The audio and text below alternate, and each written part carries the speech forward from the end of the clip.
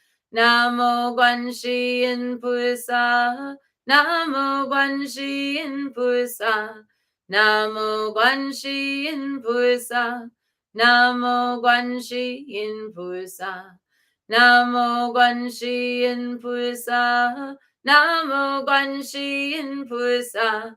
Namo Guanxi Yin Pusa. Namo Guanxi Yin Pusa.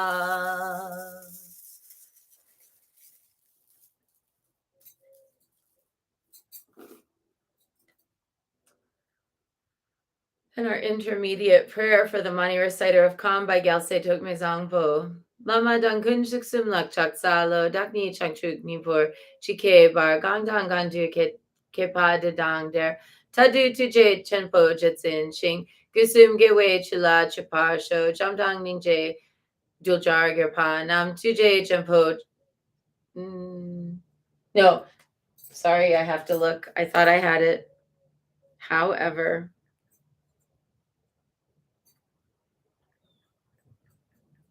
okay. Gangdang Gangdu Kepa de Dang Der Tadu Tuje Chempo Chizin Sing Gusum Gewe Chula Chaparsho Jamdang Ningje Chempo Kunlang Ne Tuje Chempo Dulchar Girpanam Lame Changchu Chola Go Page here Tuje Chempo Drinle Je Parsho. From now and homage to the Guru and Three Jewels. From now until I reach the essence of awakening, wherever I may be reborn, in those places may I always follow the great compassionate one and carry out their activity, inspired by loving kindness and great compassion, in order to lead all Mahakarunika's followers to supreme and unsurpassable awakening. May I carry out the great compassionate one's activity. Lama Dankun Chuksum Lak Chaksalo, Dakni Changchu Nipur, Chike Bar, Gangdang Gangdu Kepa de Dangder, Tadu Tuje Champo Chatsin Shing, Kusum Gewe Chula Chaparcho, Jamdang Ningje Champo Kunlang Ne, Tuje Champo Tuljar Girpanam, Lame Chungchu Chola Gope Chir, Tuje Champo Trinle Je Parsho. I almost have it back. All right, today, since I have a scratchy voice, we're just going to do one round melodically, and then I'm going to do 4 rounds rapidly. But I'll be back to full voice tomorrow or the next day, and then we'll continue with the longer recitations. But today, I've just got this little sore throat. So, Om Mani Padme Hum, sending out the energies of our practice to those in need today. Om Mani Padme Hum, Om Mani Padme Hum, Om Mani Padme Hum, Om Mani Padme Hum, Om Mani Padme Hum, Om Mani Padme Hum, Om Mani Padme Hum, Om Mani Padme Hum. Om Mani Padme Hum, Om Mani Padme Hum, Om Mani Padme Hum, Om Mani Padme Hum, Om Mani Padme Hum, Om Mani Padme Hum, Om Mani Padme Hum, Om Mani Padme Hum.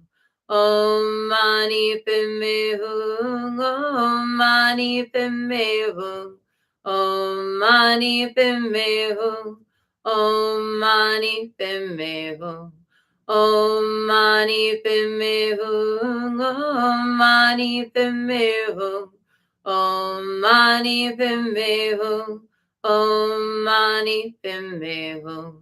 Om Mani Padme Hum, Om Mani Padme Hum, Om Mani Padme Hum, Om Mani Padme Hum, Om Mani Padme Hum, Om Mani Padme Hum, Om Mani Padme Hum, Om Mani Padme Hum. Om Mani Padme Hum, Om Mani Padme Hum, Om Mani Padme Hum, Om Mani Padme Hum,